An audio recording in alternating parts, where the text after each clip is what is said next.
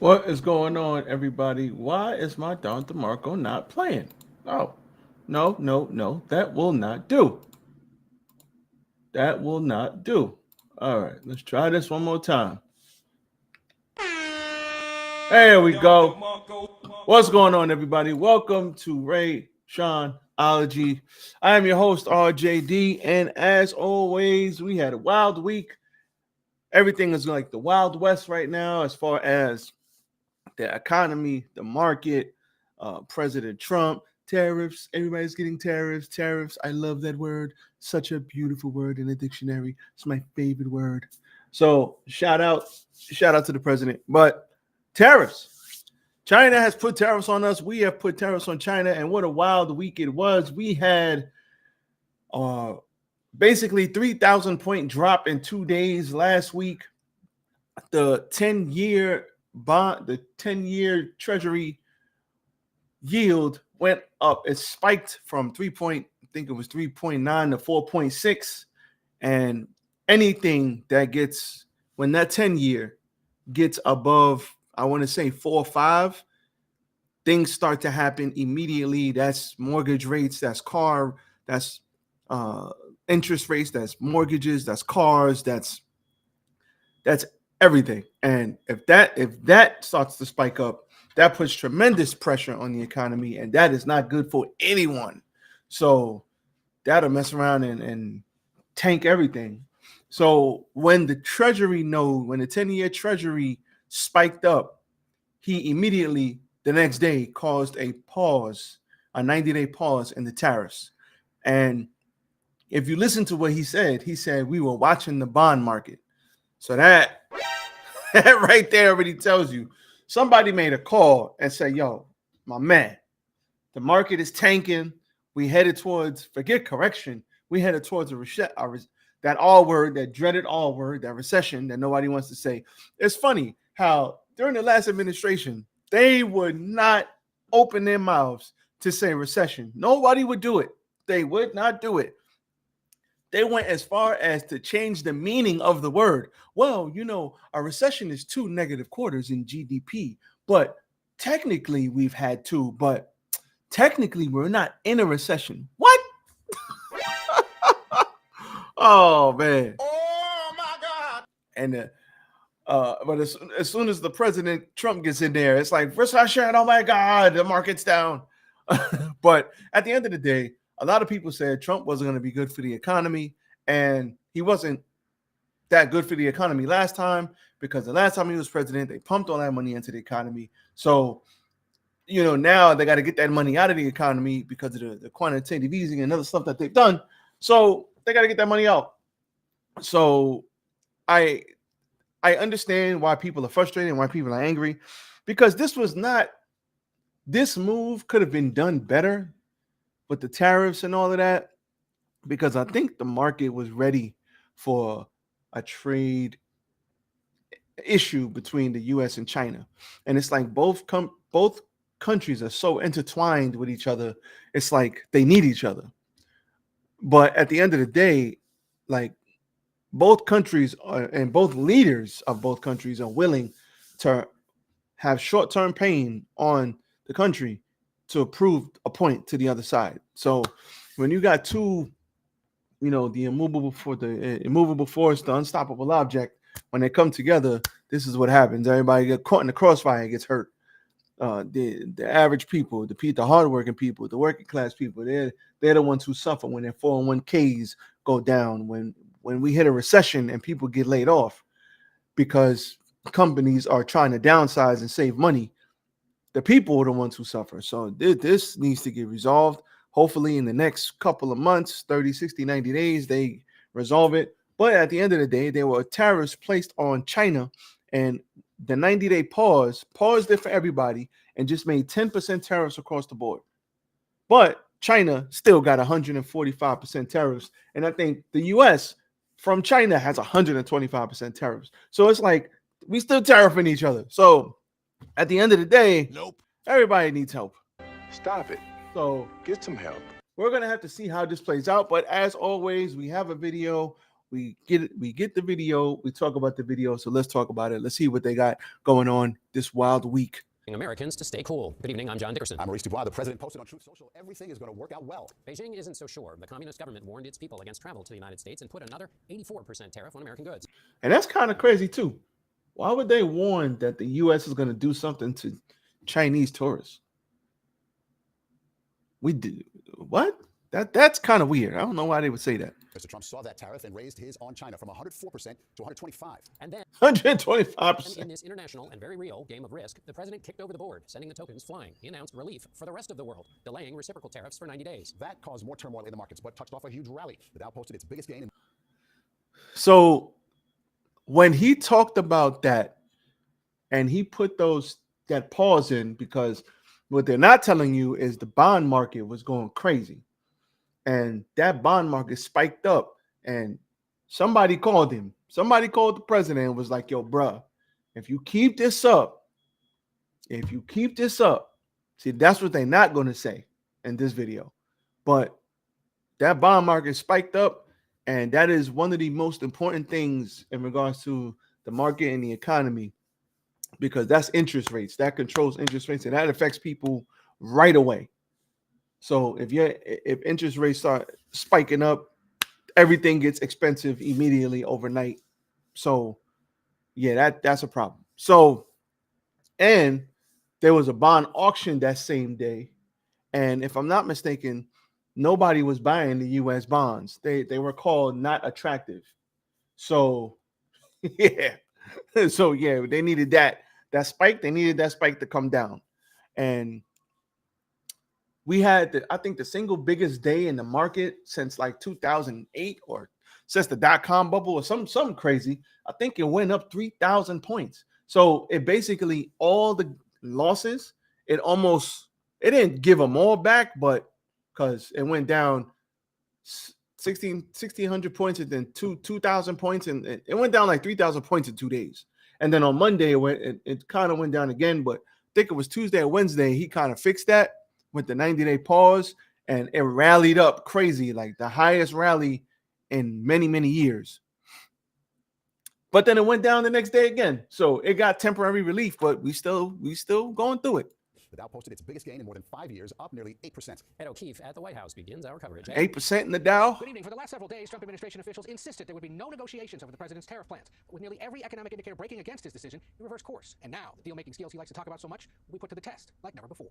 You have to have flexibility. President Trump's decision to dial back his tariff assault on most of the world, except China, came amid volatile stock market losses, a reeling bond market, and the plummeting price of oil. Many countries have reached out for new deals. Oh yeah, that plummeting price of oil too. That wasn't good as well. Allowing the president to pull back. For the next 3 months, most countries continue enduring a 10% tariff on their imports. But China, who retaliated with 84% tariffs this morning, had their penalties spiked to 125%. Mexico and Canada, are they part of the 10%? Yes. Okay. Second. So they got 125% for China, and I think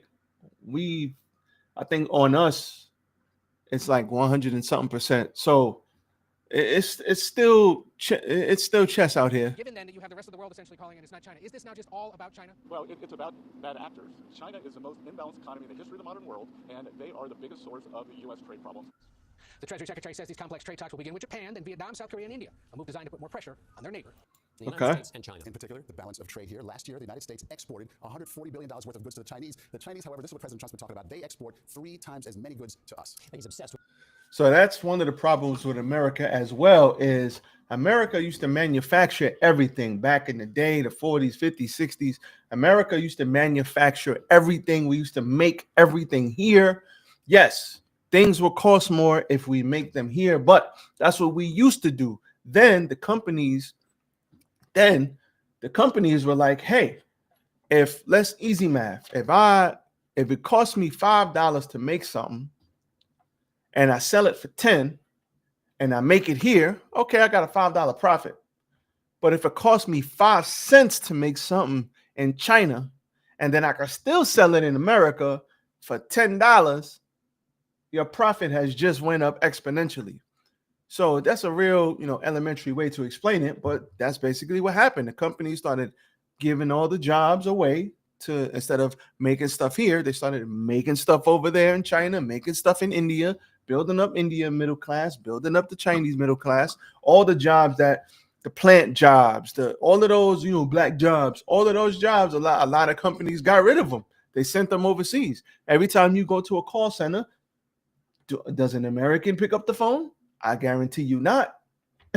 So you got to think about that. And the largest economy in the world is America. America has the largest economy in the world. So we like to buy everything from all over the world. We have the largest economy, but we don't make anything here anymore. So we ship out a lot of stuff, but we consume way more than we produce.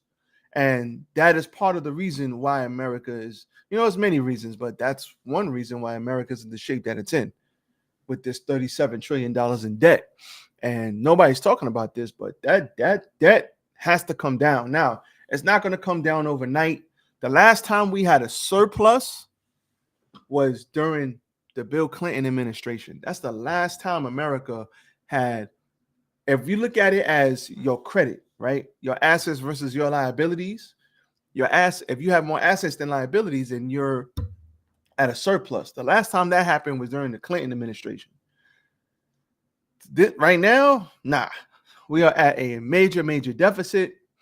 And at the end of the day, I think China has a surplus right now. There are other countries that have a surplus.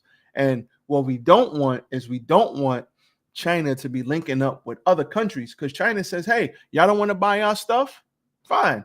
Y'all don't got to buy our stuff. We'll ship our stuff to India. We'll ship our stuff to our neighbors over here on the other side of the world, and we won't ship you nothing. Then what? But everybody is so intra-connected in the world. There has to be a resolution. With that imbalance, what are goods that come from the United States to China? Soybeans, oil, and gas. And then China sends to the United States products from little cheap toys that are made out of plastic to big things like electronics and computers. And for American companies, this isn't just the big ones. I talked to a candle maker in Minnesota, a very small business. Some of her product comes from China, so it's going to hit her bottom line, which she can't afford. Like a real life. Those tariffs are going to hurt, especially all your auto parts. A lot of your auto parts come from China. If you look around your house, your sofa might have came from China. Your TV stand might have came from China. Your TV might have came from China. Your computer parts?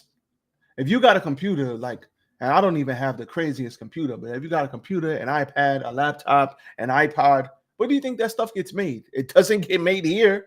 If you got Jordans, if you got Nikes, if you got Timbs, where do you think that stuff gets made? It doesn't get made here.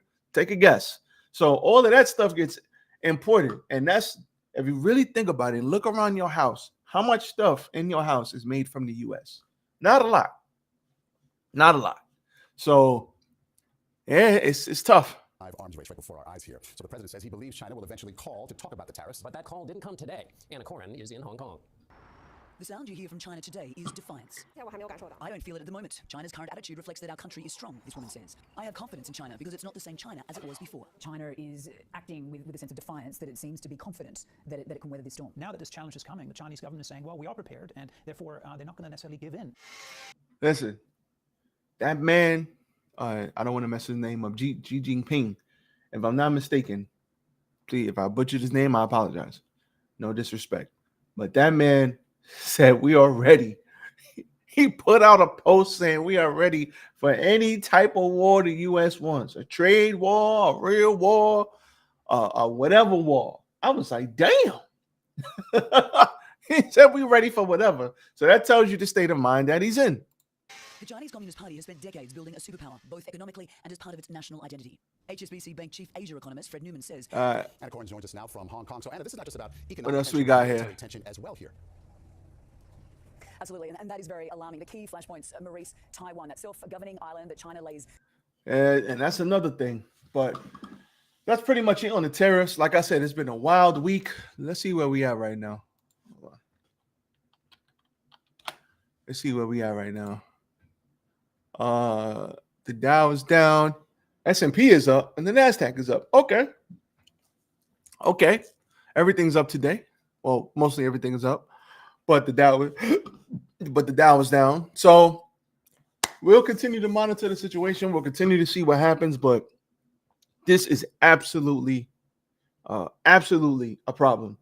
And there's going to have to be a resolution because, like I said, everybody is cool with everybody else. And everybody depends on everybody else. And if one market falls, every market falls. So right now the VIX is at 43. That's still quite high. So there's still some uncertainty out there. I don't know what the 10-year is because it's not showing me, but we'll see what happens. We'll keep an eye on it. But there Mr. President with them damn tariffs, boy. Now, this, like I said, self-inflicted wounds. We didn't have to do this. I would say this before I go.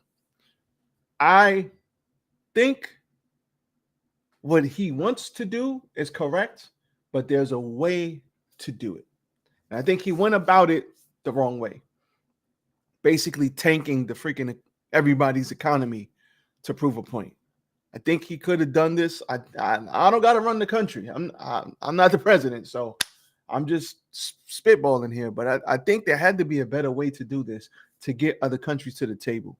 Because, yes, other countries are taking advantage, but, yes, there's definitely a better way to do it than putting 35% over here, 20% over here, 80% over here, 30% over here. You guys get 10%.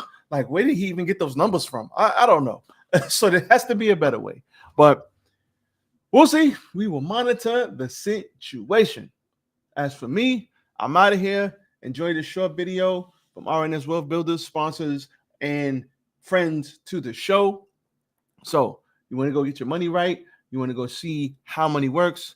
Go hit up RNS Wealth Builders. As for me, I am out. Peace.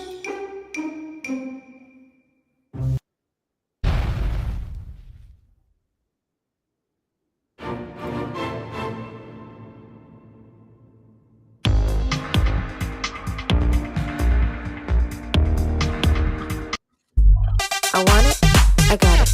I want it, I got it.